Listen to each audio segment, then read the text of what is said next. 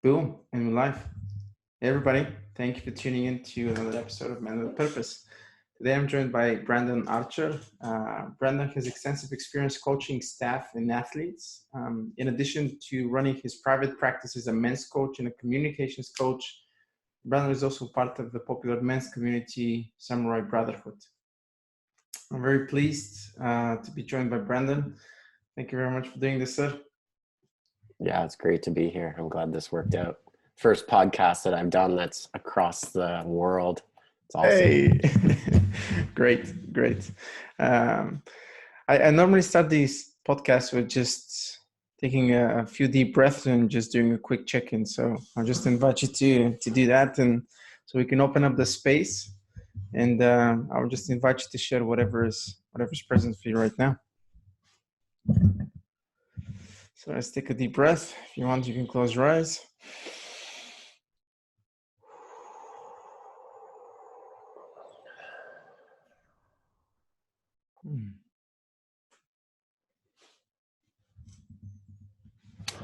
Awesome. Anything that's particularly that is present for you right now that you want to share? Man, I've never had anybody start a podcast this way. I was doing some writing just before this, and just one thing that's coming up for me right now is just the magnitude of the work we're doing for men. Like it feels like it's gaining momentum.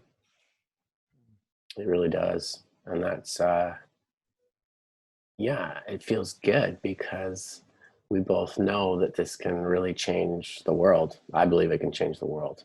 I really honestly do. If we can heal some men. So any conversations I can have with anyone, it actually really fires me up. I realized that this week that I personally need to speak things out loud. I can journal all I want. I can write social media posts, but the more I speak it out loud, it brings it to life. There's more power in the spoken word for me. So these conversations, just like, I need to do it all the time.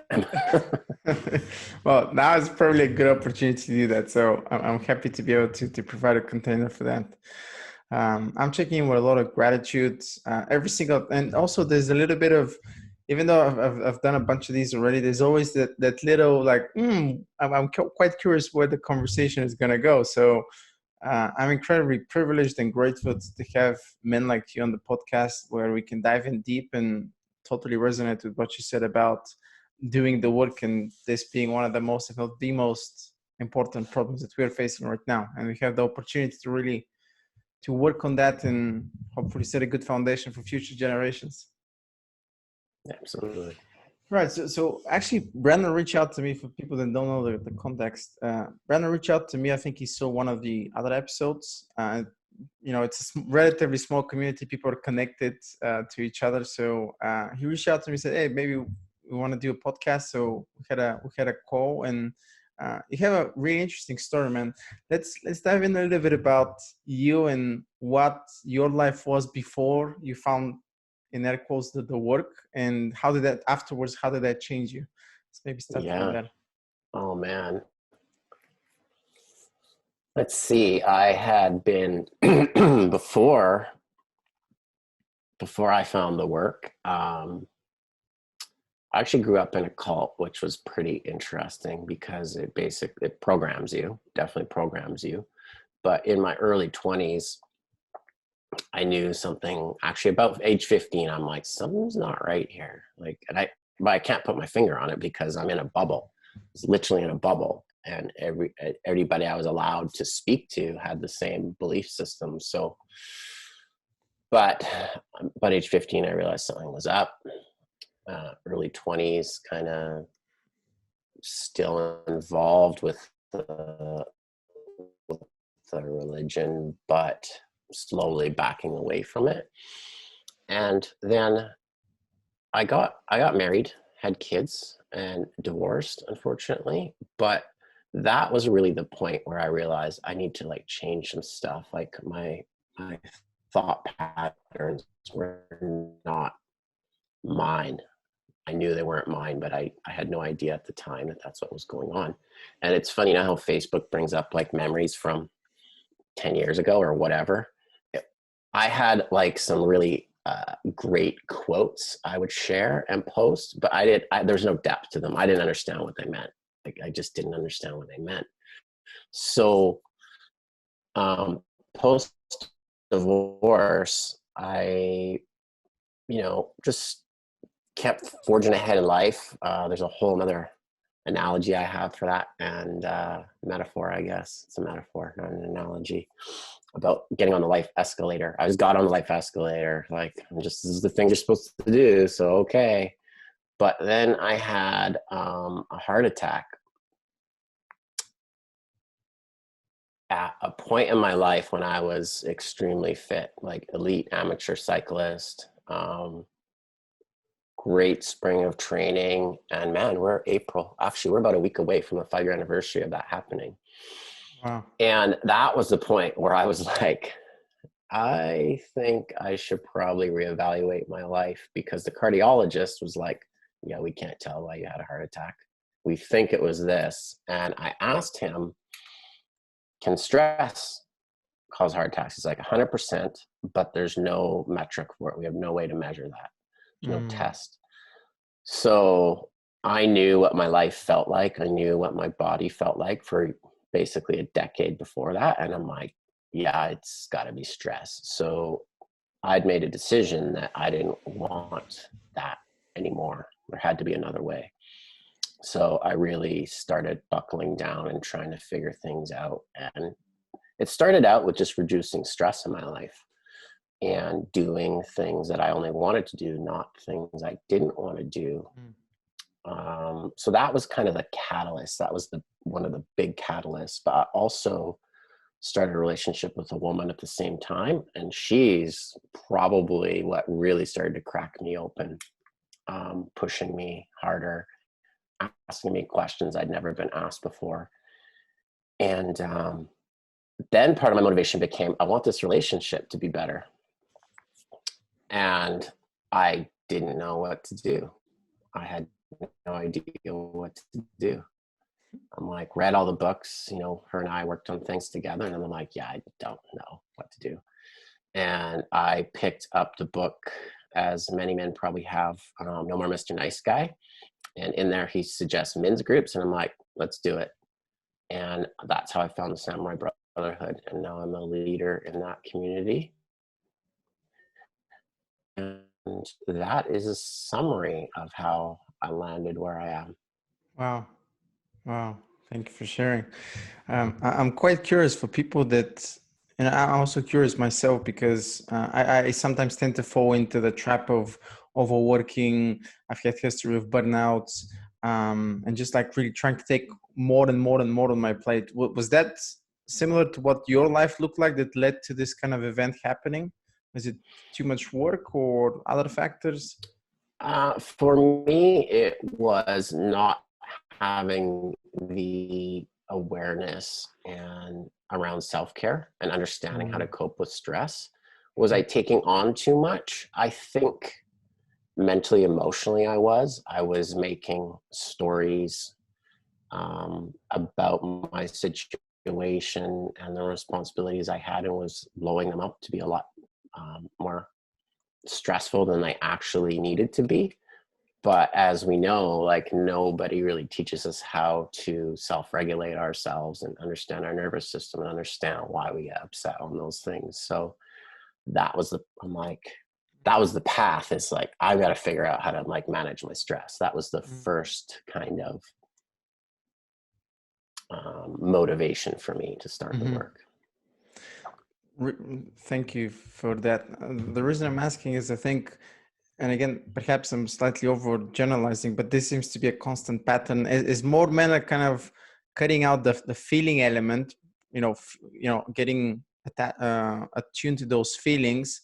Things like this that potentially could lead to a major event, like what happened in your case, are slowly creeping in, and people, you're always in a work mode, in a warrior mode. Let's get to the next one, and there is no self-care. I'm notorious for that. Or I have been notorious for that. Now I like to think I'm much better, but it's interesting how we cut out the whole emotional bit, don't be too emotional, etc., etc. But that also brings something that is kind of being swept under the carpet, which is the self-care. And that if you take on too much, then there's going to be some quite negative consequences sometimes. Yeah, like hopefully not a heart attack. So Mm, for mm, men listening, don't wait that long. Like get on yeah. it now. But yeah, it's interesting you mentioned about the emotions and it kind of ignoring them, sweeping them under the carpet. In that relationship that I mentioned post heart attack, she would ask me, "Well, how do you feel? What do you want?" And I literally could not answer her. I didn't know how I felt. I didn't know. I had Wow. no words to explain it. And that was, it was shocking at the time. And that took a lot of work to figure that out. I literally carried around a list of feelings and I would journal in the morning and get out the list of feelings. I'm like, how do I feel right now? And just go through the list. I'm like, oh, that kind of makes sense. Wow. But yeah, most men disconnect from that. We disconnect from that because it's go mode. It's like you said, warrior mode. We just got to get Mm, things done. And I definitely was in that space for a long time. And it leads to issues, not only physical, but in relationships is for mhm. me where it shows up a lot, not just with your romantic partner, but everybody in your life, because Mhm. you're so disconnected from yourself. Mm.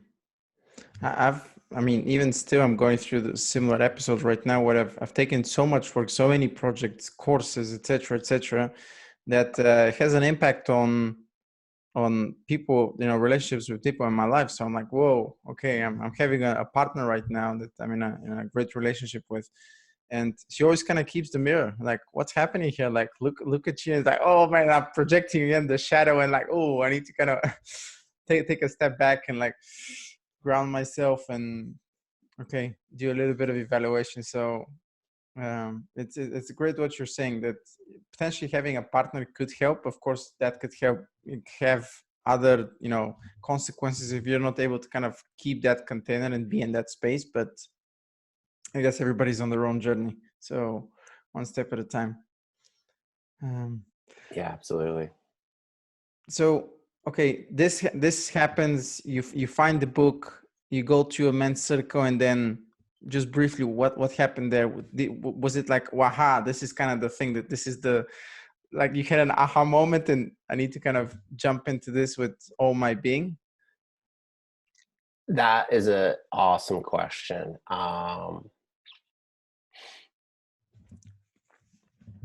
It was very unknown at first. Like I didn't know what I was getting into. I had no clue.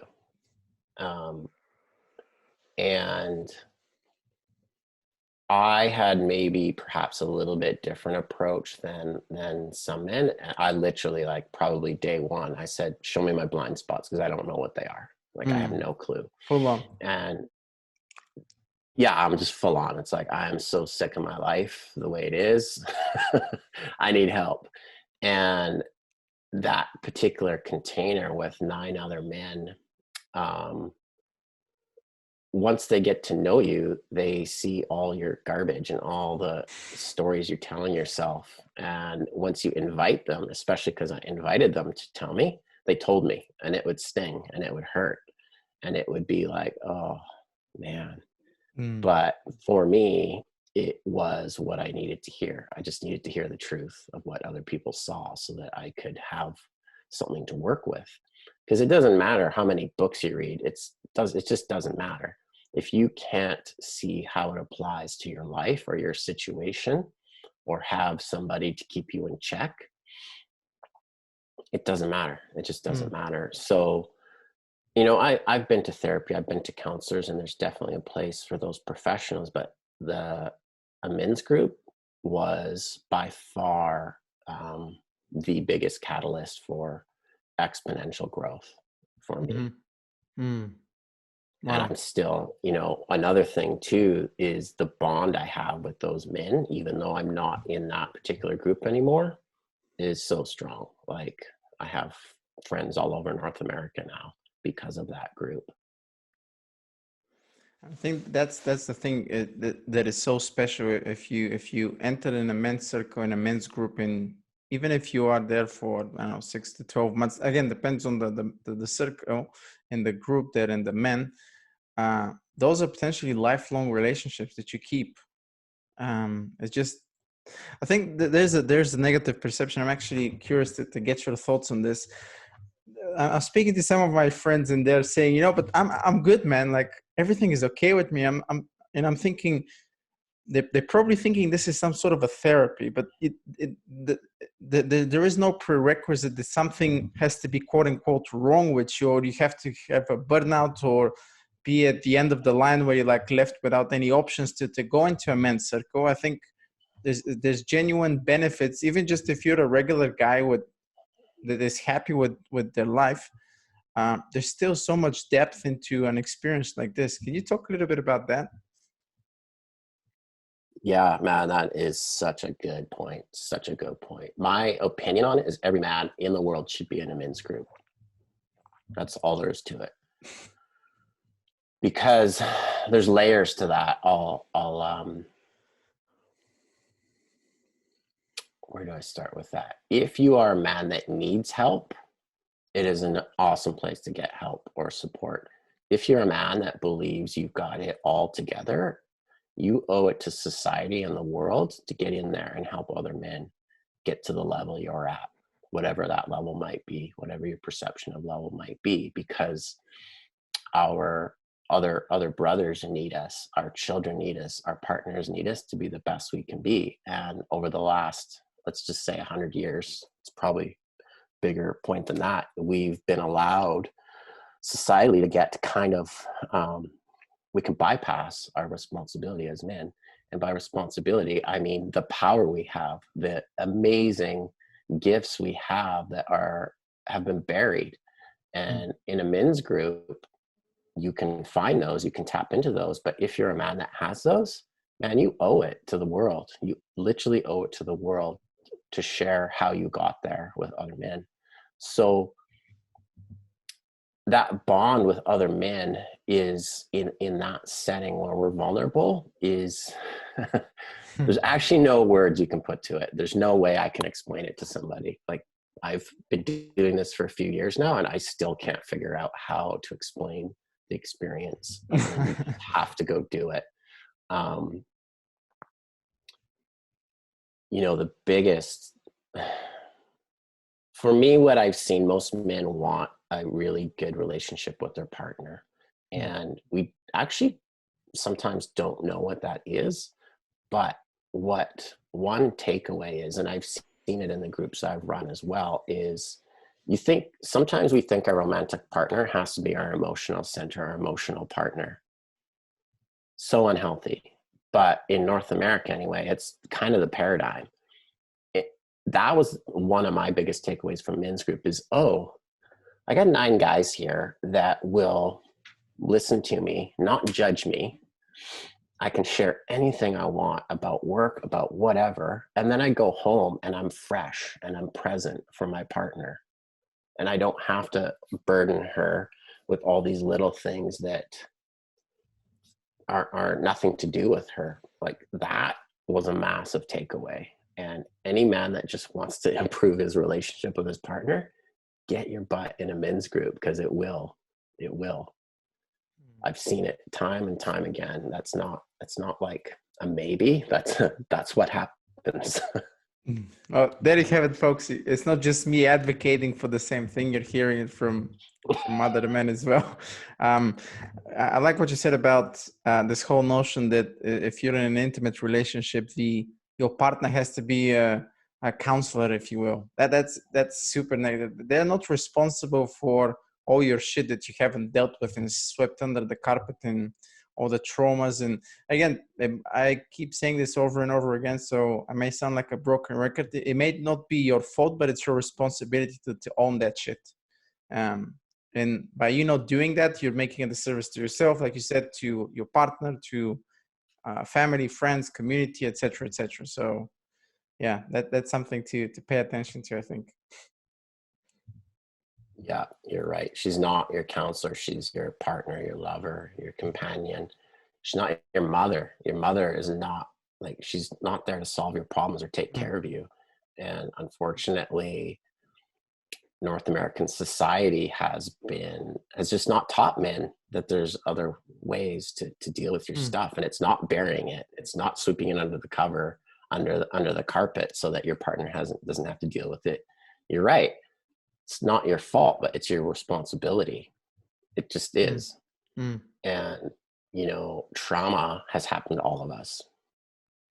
I've done a lot of work around trauma lately, and something as simple as when we're a child and you open your lunch at school and you got a cheese sandwich when you were expecting peanut butter and jam, that actually can cause you trauma that you have to unpack as an adult. And I think that's one thing. It's just not common knowledge what trauma can be. mm. Did your mom or your dad do anything wrong by putting that sandwich in the bag? Heck no. But your subconscious recorded that, and it's your responsibility to figure out why it's there and what you Mhm, need to do with it so you can show up in mm, life more authentically.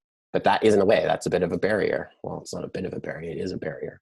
mm, But I think trauma for men, some don't want to admit it happened. A lot don't want to admit they had trauma of some kind. And that's another place men's groups or a coach can help you unpack that. And especially in a men's group or a men's circle, you think you're the only one that had that problem.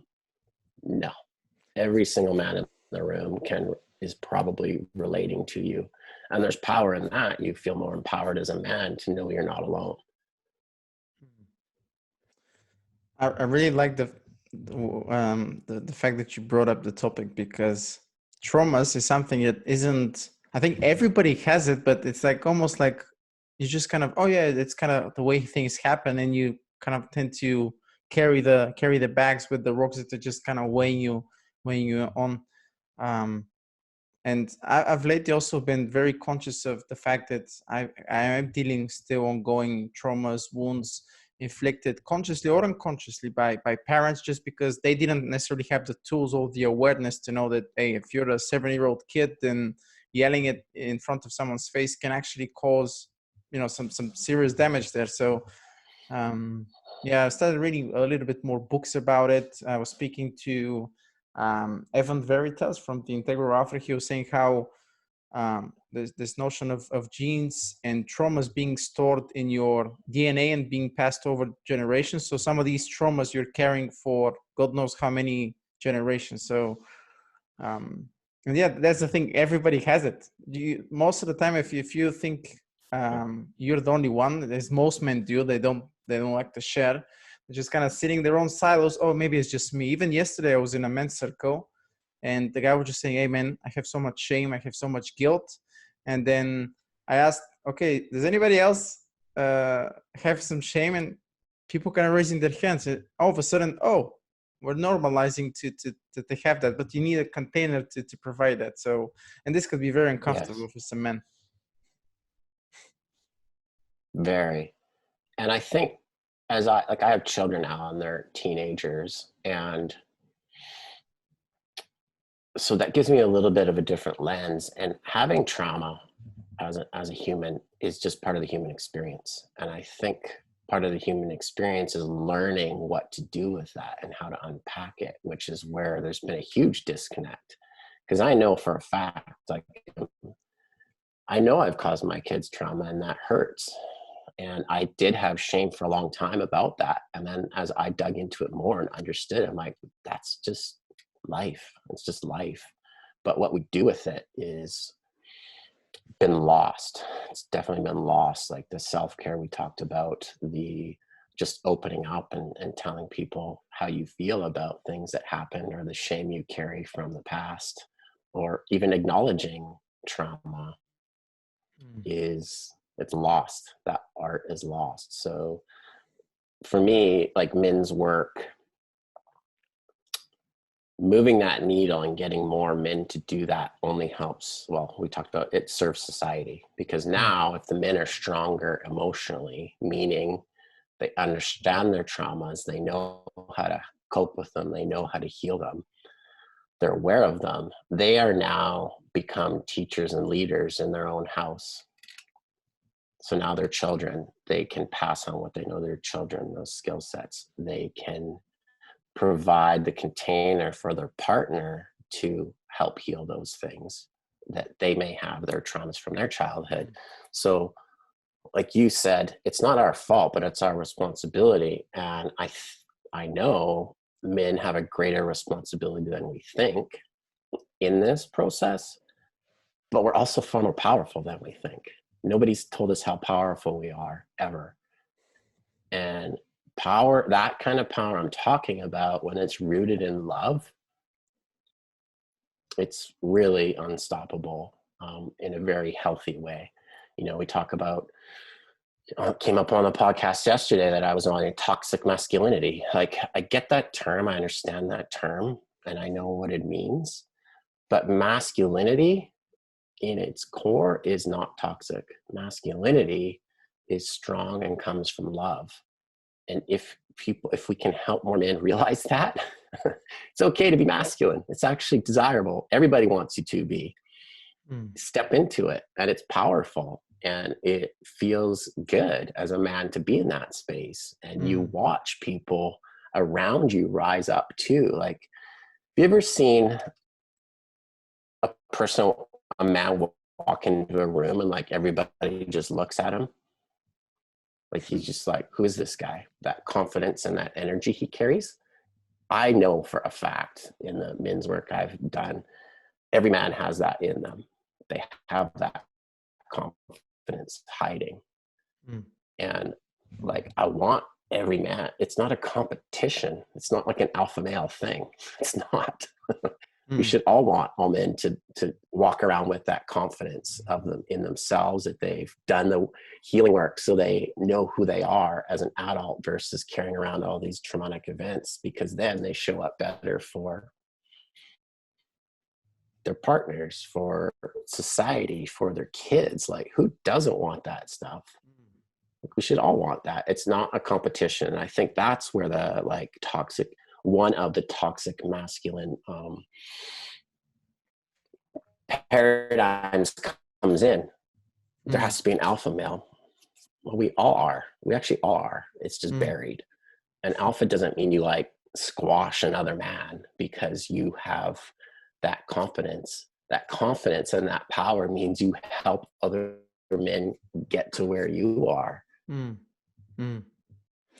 Yeah, I mean, there's so many, so many things to unpack there. I think this whole notion of toxic masculinity, I think there's an incredibly, a huge amount of confusion around that.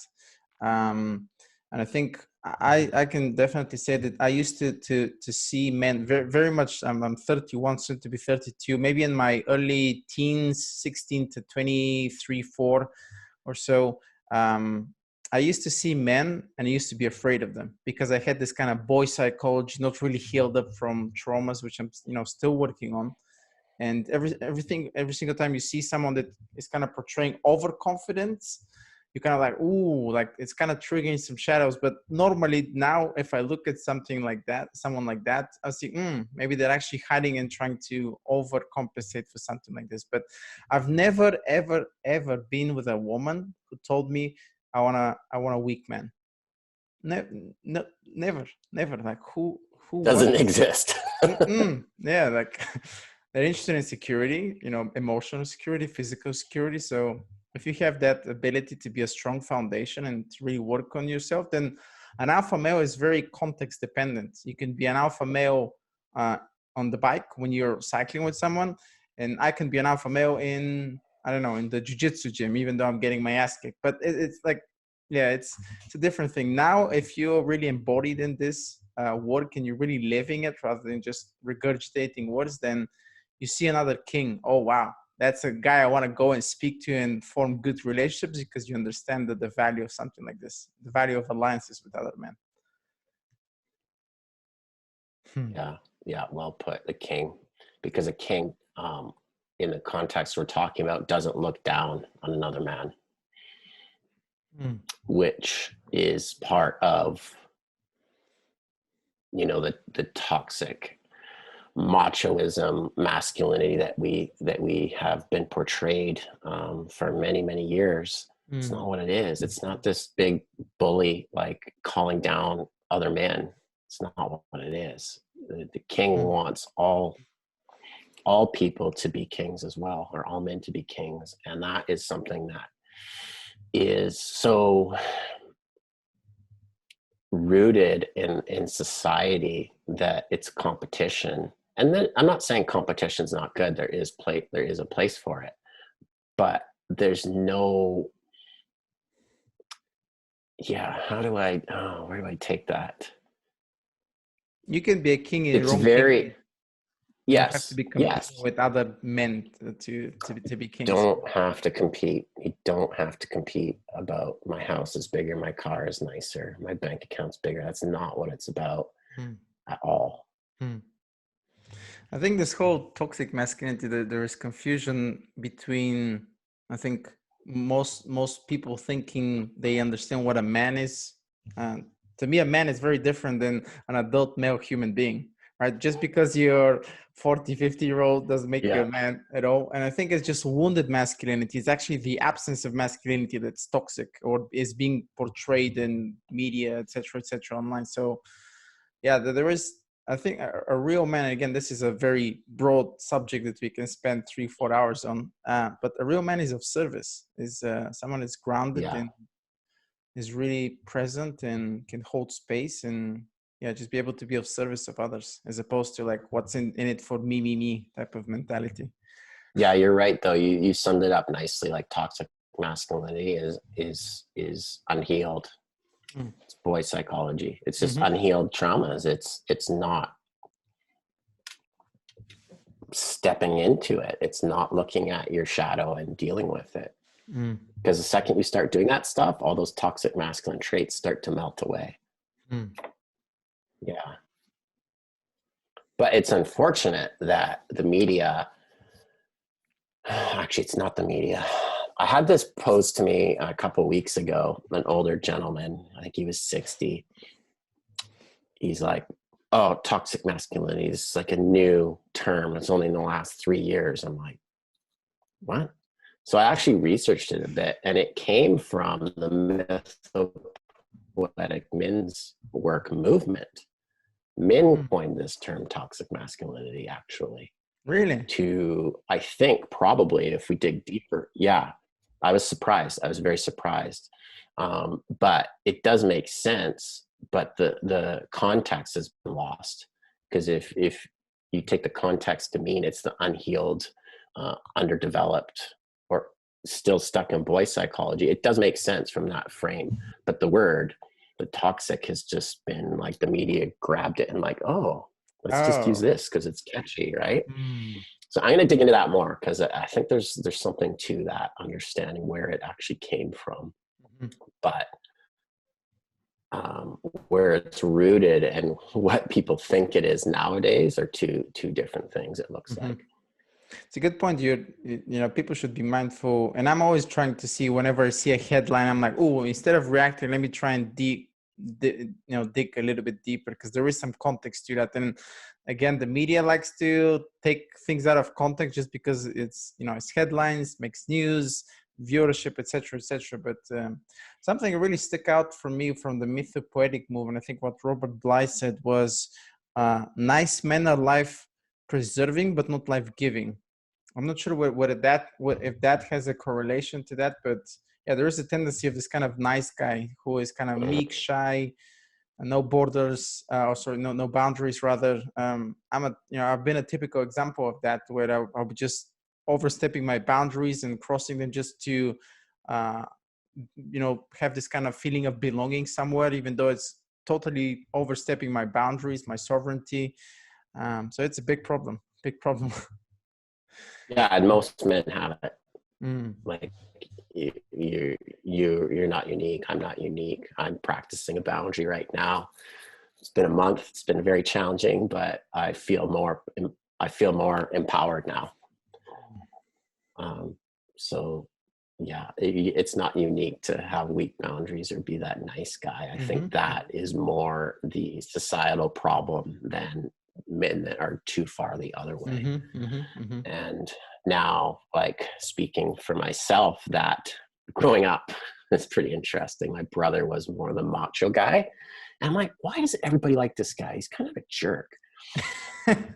And I sat back. I'm like, I'm so nice. I treat everybody so well. But I didn't understand that there's like a middle ground. There is a middle ground of being having boundaries and being assertive. Assertive doesn't mean aggressive. Assertive doesn't mean belittling people. It's not what it means. It means something else. Just being firm. It just means being firm in what you believe and believing what you believe. But the challenge as we're adults, especially, Gen Xers, is we've spent 40 years being the nice guy. And how do you step into being that assertive, strong male? Because running men's groups, most Gen Xers feel the same way I do. It's like, I don't know how to like say what I need to say without it being aggressive, which goes back to men's groups, why that can be so powerful, because you get to like, I don't know in the men's circles you do, but we do shadow work. We go deep. We like allow men to express themselves, the darker side, because once you see the darker side, you know what it feels like, and you know what to do with it in the real world, in your personal life, you have some context now. It's like, oh, okay. So when this feeling of anger came up towards my partner or whoever, my children, previously, I didn't know how to express this properly or what to do with it.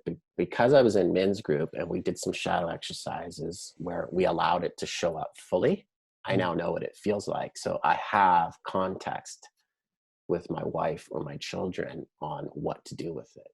Like, it's awesome. Like, it's, that's what we need to do. And I'm speaking for Gen Xers because that's where I am, but I know it's all ages have similar challenges.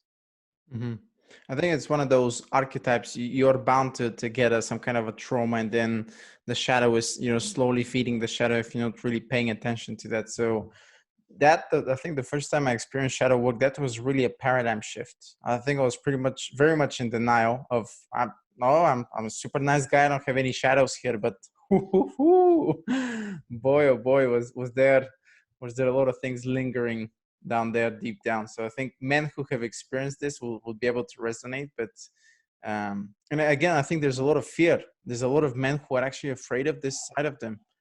Deep down, they know that there is a monster there that they don't pay attention. They're afraid of it. That's why they kind of put the mask on and the nice persona, the nice guy persona. But yeah, there is some work to be done there. So do not shy away from it. Yeah, well, you mentioned Robert Bly and Iron John, and he talks about like the beast. Like it's real. It's in our psychology. It's hiding there. Well, it's not hiding there. Sometimes it's at the forefront. But the power, I talked about the power of men and the confidence. Part of that is you have to integrate that part of yourself. That's where that true grounded confidence comes from. It's like, yeah, I might have this dark side, but I am more powerful than my dark side and I control it. Like that's just huge. That's huge. And I think on some, well, I was gonna say, I think I'm quite confident to say we all have that side to us of some sort. And like you said, men are afraid of it. Yeah, totally. Because you don't know what to do with it. You're afraid you might hurt your family, either physically or emotionally, because it's so powerful. Like it's this dark energy that you could just tap into. But oh my God, if I tap into it, I'd have I don't know what I'm going to do. Yeah, that's true. But there's ways to get at it and tap into it and understand it. And then the integration of that is when you really step into who you are as a man, and that's how you show up better for society, is embracing all of you and loving all of yourself so that you can pass that. Well, we talked about it already. You can provide that container for your spouse because she trusts you now. Now she trusts you. It's like, wow, you like did the work. That dark skeleton in the closet that she might have seen before, and she was scared of it too. You like grabbed that thing out of the closet and you tamed it. And she watches you do that. And now she trusts you, which allows her to do her work. And then you two bond even more. Like you get the relationship you've always wanted by doing this work, which is,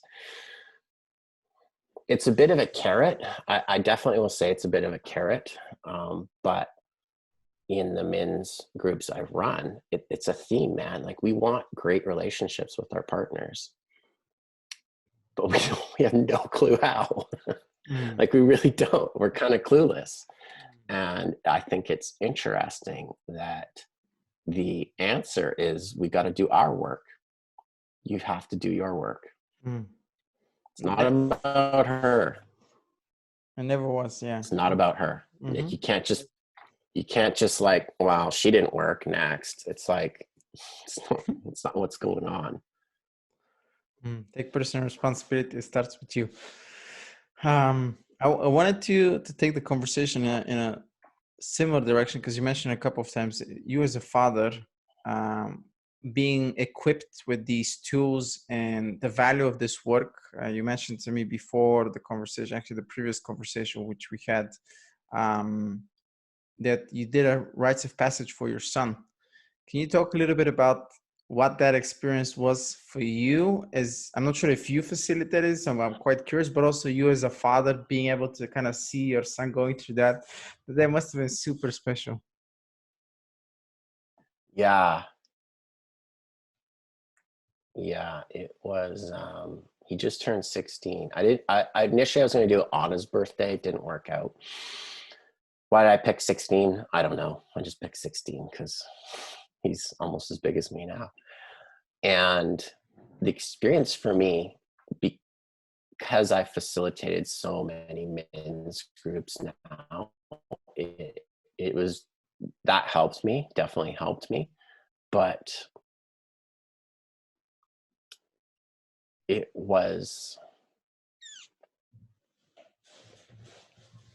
felt very ancestral, primal. It felt like this is what needs to happen.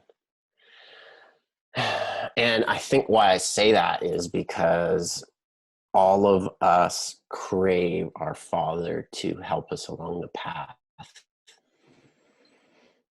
to be a man. Like I remember being his age, and I was like, my dad, it's not that I didn't love him, but I'm like, man, like you're really not helping me out very much right now.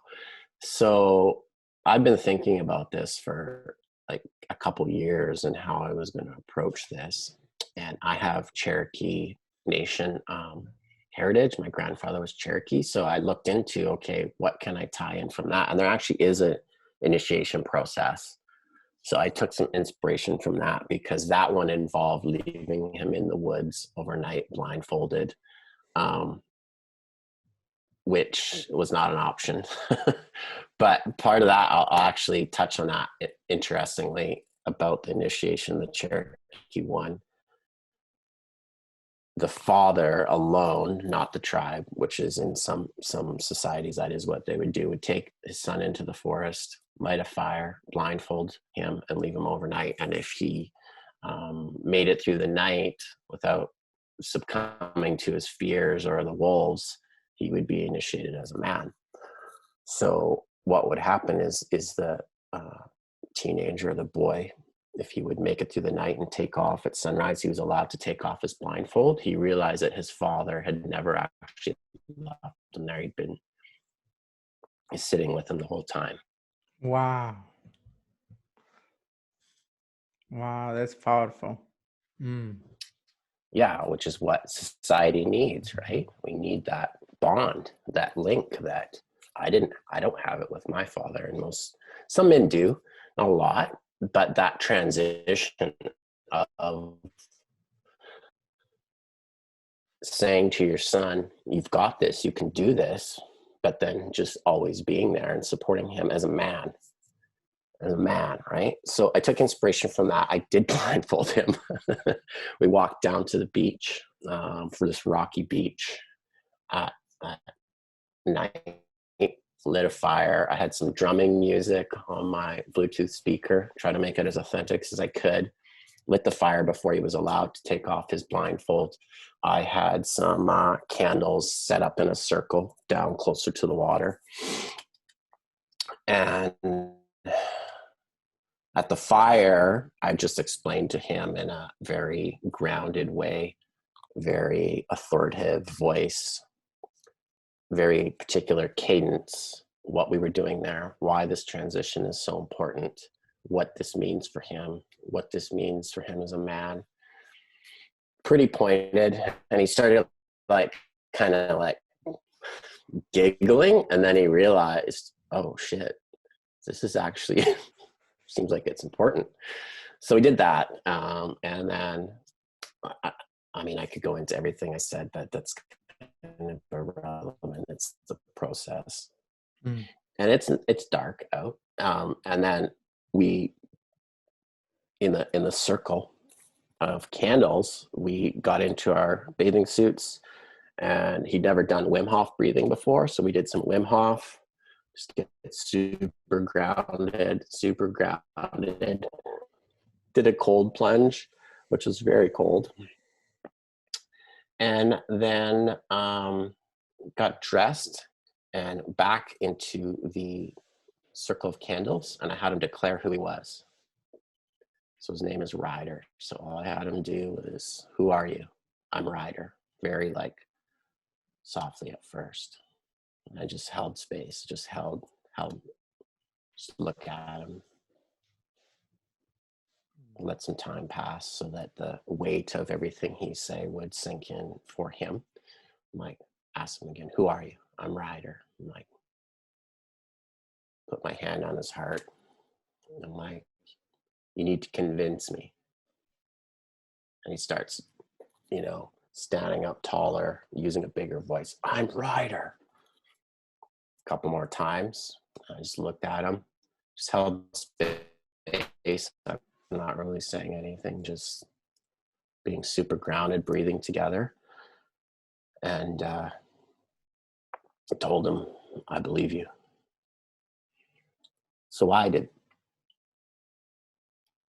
did that is I want him to understand he is himself. He's not me. He's not his mother. He gets to decide who he is and declare who he is. And then I had him, after I told him I believe him, I'm like, there's houses, the lake is quite large. There's a small community across the lake. I'm like, now you go tell them. And he walked to the edge of the lake. I'm Ryder, a few times. And I said to him, like, how did that feel? Like, that felt really good. Mm-hmm. So I did all those things to help him hopefully lessen the time it took me or most men to step into their power and who they are, declare who they are, and be okay with that. And I understand everything that we did that night may not make sense to him now, but I think there'll be a large impact in the next decade in his life as he takes the meaning of that and knows, like I told him, I'm here to support you, and to everything I've learned as a man is now your knowledge too, because I'm not going to withhold anything from him. I'm going to give him everything I know as I think he's ready for it. So yeah, I just tried to give him what most of us didn't get. Wow. Oh man, I'm getting goosebumps, and I really want to honor you for doing your work and being that father for your son. I'm sure he's incredibly proud for for the gifts that you've given him. And maybe he doesn't understand it right now, but what a blessing this is. Wow. Thank you for doing the work on yourself, and it's something I'm getting a little bit emotional right now. But this is something special, man. Yeah, pretty emotional right now. Mm, mm, Interesting. Not sure why, but it doesn't matter. But yeah. with seeing how powerful that was, I have been sitting with it a couple weeks now, trying to. I would like to help other men do this for their sons too. Mm, I'm not sure what that looks like as of yet, but mm. One step at a time, right? thank Let's you take for a giving me the space to share that. My pleasure. Thanks for sharing. Let's take a deep breath.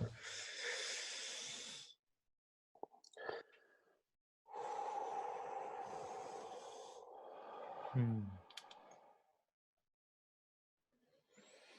Hmm. Wow, thank you very much for sharing all of that. Yeah, Man, you're welcome. yeah, go ahead. I think that's my inner child just craving what I think Mm. that's my inner child craving that from my father too, to be Mm-hmm. honest. So that's where the emotion's coming from. Mm. I'm listening to you.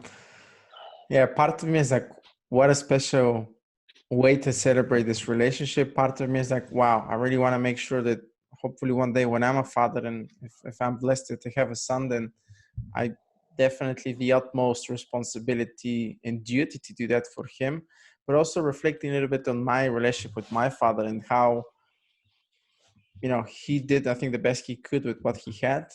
But the buck stops with me. I'm taking responsibility for all the shit that happened in his life and my life, and everything kind of there's going to be a reset from this point onwards. And I think what a great gift you've passed over to your son. Wow. That kind of went into my other question, is what can we do for future generations? But I think what better way to answer it than what you just shared with us. Yeah, I can't think Yeah. of anything better than to do something like that for the younger generations and for other men and for their sons as well. Yeah, absolutely. And every man needs to do the work so that we both know doing the work that a lot of our perceptions of masculinity and being a man revolve around our dad. So it's actually not ever too late. Like, it's never too late to start the work. Like, if a man was 50 and his son was 20, it's still not too late. And that's one thing I think is important. I get asked a lot, like, oh, can you do work with teenagers? I'm like, yeah, but it's not really going to help. Like, they need their dads to step into it. That's who needs the work. Mm. Because then we create an army, let's call it, of like, we shift society where we get back to men passing on what they know to their sons. Like, I understand what happened. I understand how we got where we are, but like you said, the buck stops here. Mm. Mm. You know, both me and you, I think we have very similar outlook on the impact that this work has, and potentially being the biggest problem we're facing right now. Obviously, there's all these other layers of, I don't know, biggest problems right now: AI, nuclear war, or nuclear, catastrophe, or climate change. But everything, when you boil it down, it comes down to certain people.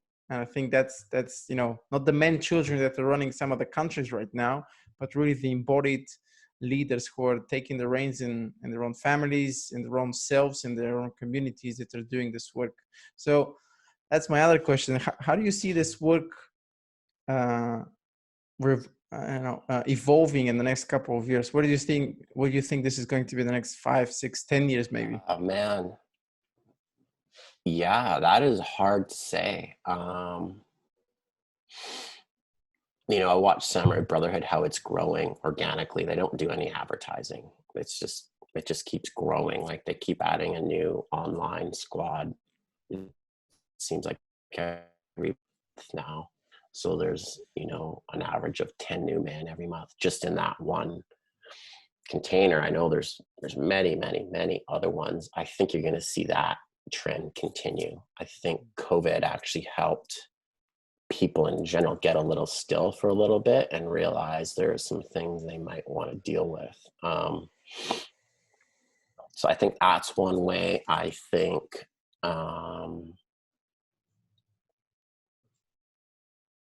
there is a little bit of media stuff already. There's a really cool YouTube series on men's work. There's a few different things on there, like done by a UK, can't remember what magazine it was. It's not Yeah, bad. I It's think it's the definitely, I Guardian. think you're Yeah, going to yeah, see. Yeah, you've seen that one as well. Yeah, it's pretty good. It's pretty good. I think more things like that are going to start happening. Um, I think coaching is going to become bigger. I think as men's circles are important. I think coaching is also has its place because there can be deeper work that can be done that way. There can be more of a guiding that can happen in that container versus a men's circle. Mm. I think a man that really wants to go deep does both. And it's not the coaching is not a forever thing. The coaching is like, if you find somebody that resonates with you, in my opinion, they're going to give you tools to take with you. And they're going to give you tools that are valuable for the rest of your life, not just a few sessions and let me hear what you have to say. I think they're going to hand you some actionable things. And why I say that is I was searching for those actionable things for actually a really long time. Like even pre-heart attack, I'm like, I don't know what to do. Like, can somebody please tell me what to do? So I think those things, those people, those leaders, those programs are going to become more prevalent, and I'm really hoping it starts to move it quicker. I see the same thing happening. I think there's this kind of resurgence of, especially right now, where men, and I mean the society is quite weak. Men are generally very weak for various reasons.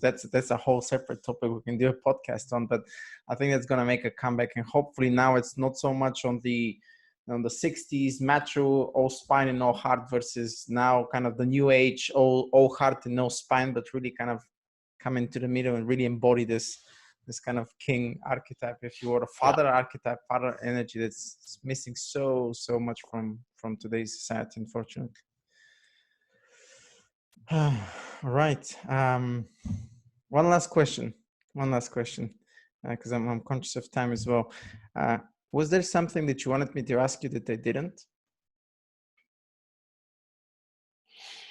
No, not at all. I love the opportunity to talk. This podcast definitely we've touched on different things that I love. Like I love talking about it all. There's so much I want to share, and depending on the podcaster, they take it a different direction. And I really like the direction you took it, because we didn't get, other podcasters go a different way, and you were more on the work and on the societal impact, and the fact, like, I think that's so key. It's so key. It's so much bigger than just like each man. It's so much bigger. But that's how you change the world, is literally, don't go start some nonprofit. Just do your damn work. Do your damn work on yourself, because then your son will see it, your friends will see it. Whoever is in your circle, the ripple effect that's how you change the world, in my opinion. Can't agree more.